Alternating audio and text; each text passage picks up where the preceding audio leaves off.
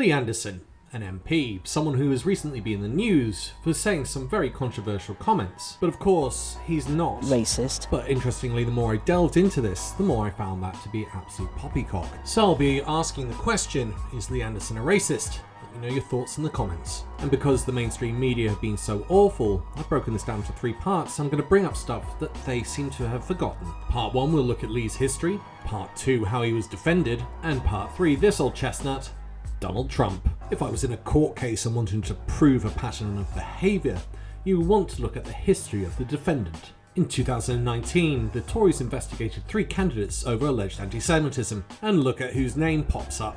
And out of the 3, 2 had to receive training on anti-Semitism. Look whose name pops up. But it doesn't end there, because Lee decides to join the Common Sense Group, who had decided that it was in their interest to attack the National Trust for talking facts such as Britain's link to slavery and colonialism, because obviously you wouldn't want anyone telling the truth about our past. In 2021, Lee Anderson decided that he didn't like people taking the knee in football. You know, that campaign that was against racism? But of course, I don't believe that Lee is in any way racist. Is there anything else that could be associated with far-right activity? Camps. Good afternoon, it's Lee Anderson, your parliamentary candidate for the Conservative Party at the next general election. And what I'm about to say is my own personal opinion, nobody else's. I stood on this spot a few months ago banging on about nuisance tenants throughout this lovely estate on Corsica and the fact they were making people's lives a complete misery. Now I've been banging onto the council, banging onto the police about getting these nuisances evicted. So hopefully over the next few days we might see something. Now people say to me, but they've got to live somewhere. That's right. So my plan would be, and again this is just my own personal opinion, is that these people who have to live somewhere, let's have them in a tent in the middle of a field, 6 o'clock every morning. Let's have them up, let's have them in the fields, picking potatoes or any current seasonable vegetables, back in the tent, cold shower, lights out, 6 o'clock, the same the next day. That would be my solution. And he's also attacked travellers and stereotyped them in Commons Committee.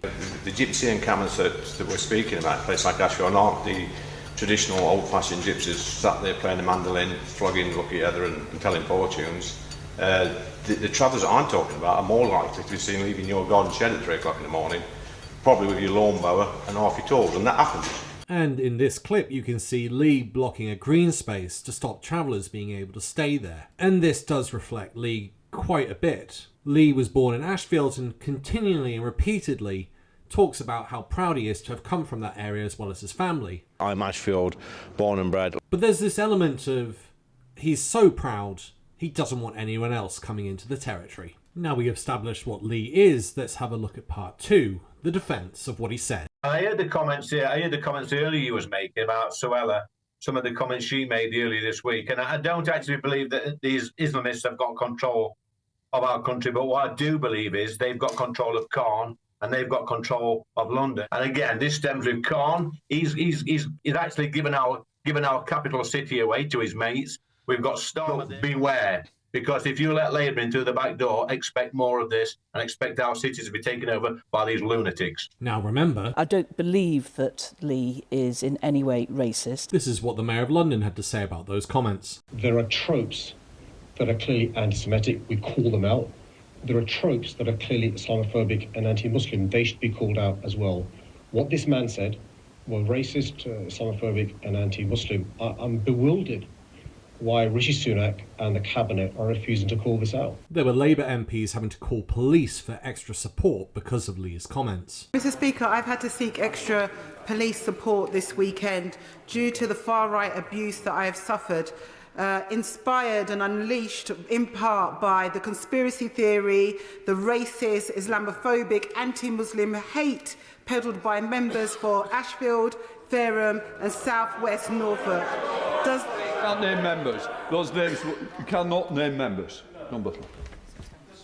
Mr Speaker, peddled by members of the government party.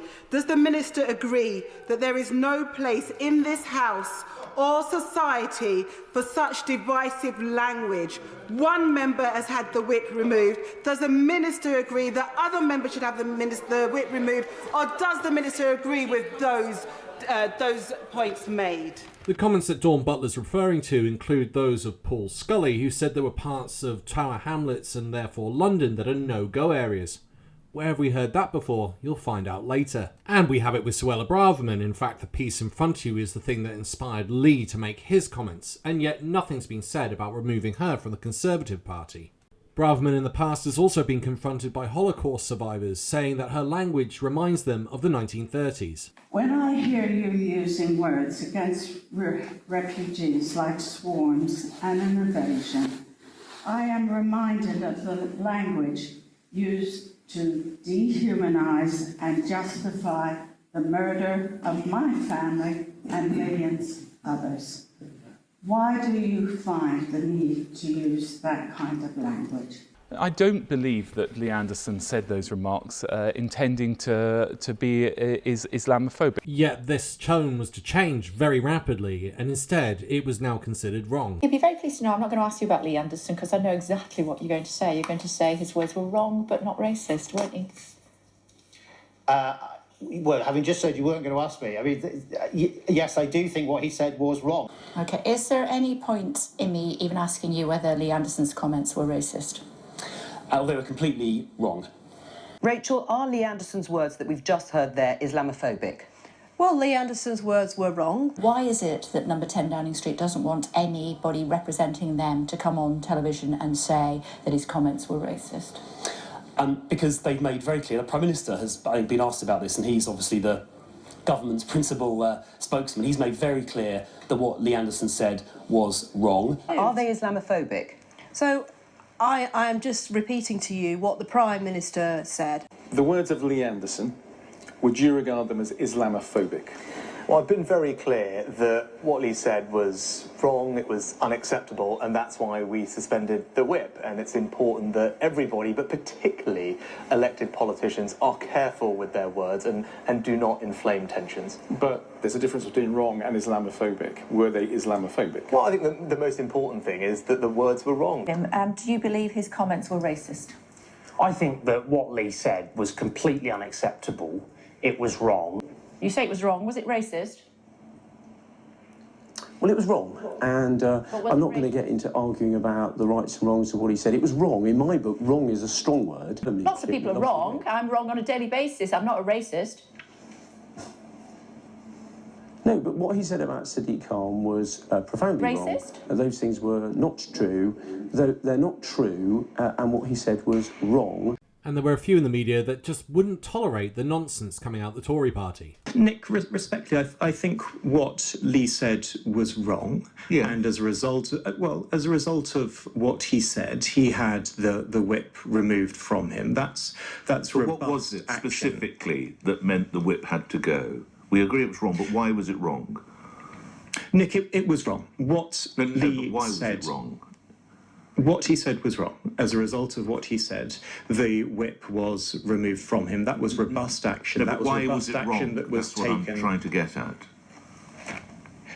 It was wrong, Nick, because of what he said. Let's try this a different way. Was it Islamophobic? What he said was wrong, and robust action was taken, and the whip was removed within 24 hours. Minister, was it Islamophobic? Nick, it was wrong. Minister, I'm going to... And I'm normally a very polite man. I'm actually going to effectively put the fact... I'll ask you now, for the third time, I've asked you 6 times why it was necessary. For the third time, was it Islamophobic?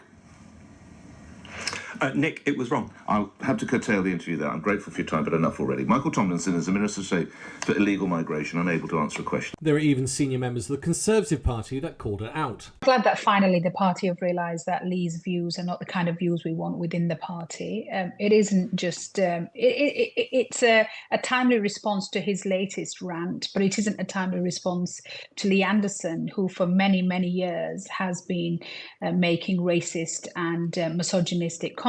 Indeed, from the point that he became a candidate, there were concerns raised about the way he was campaigning and the comments that he was making. The party have been made aware of this over many, many years.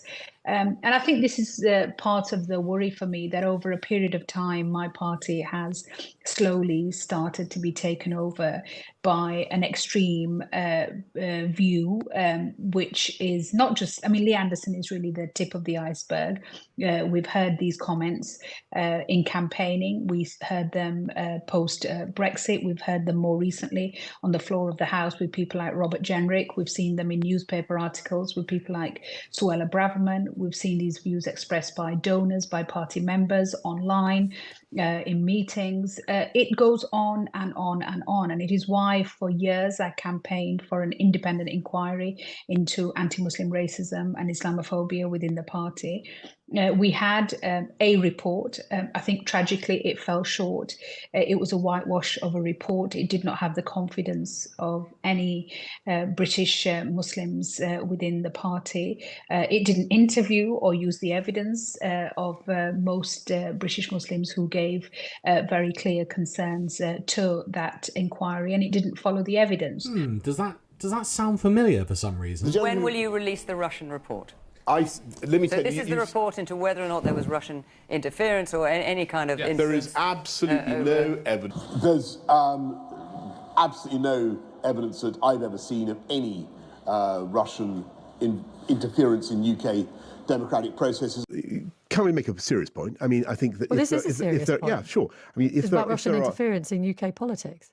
There is no evidence for that, and I think that you've got to be very careful before you simply cast aspersions on everybody who comes from a certain country just because of their nationality. For sure. I wonder what he would have made of Lee's dispersions, but we'll come to that a little bit later on because we actually have him making a comment. Sources are telling CNN the Cross-Party Intelligence and Security Committee heard from multiple witnesses, and they all allege Russia has built a network of friendly British diplomats, lawyers, parliamentarians and other influencers across the political spectrum. That is a stark warning issued in testimony to a parliamentary inquiry on Russian infiltration into British politics. Sounding familiar? And here's what the report said.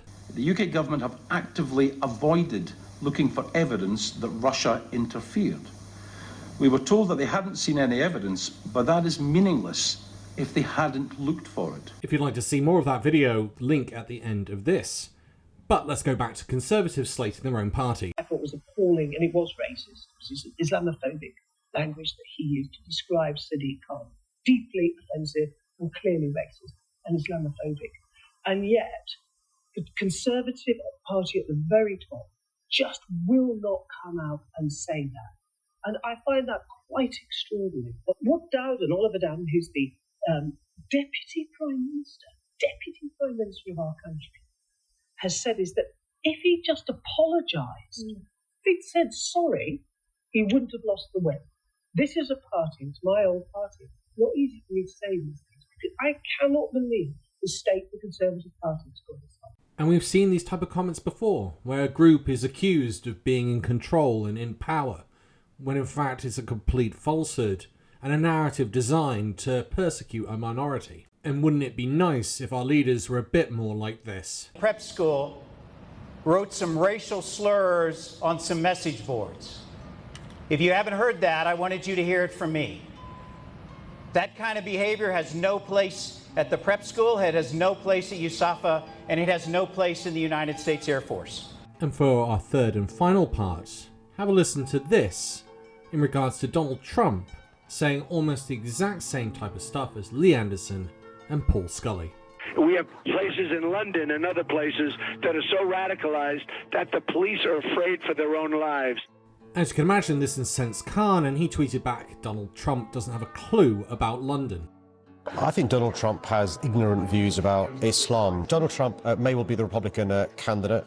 You won't be surprised that I'll be backing the Democratic candidate, Hillary Clinton, who I suspect will be, and I hope that she trounces him. Because he doesn't know me, never met me, doesn't know what I'm all about. I think they're very rude statements, and frankly, tell him I will remember those statements. They're very nasty statements. And my point to Donald Trump, with the greatest respect to Donald Trump, is your views on Islam are ignorant. And the spat continued with Donald Trump saying, At least 7 dead and 48 wounded in terror attack. And Mayor of London says there is no reason to be alarmed. I really couldn't be bothered about what Donald Trump tweets.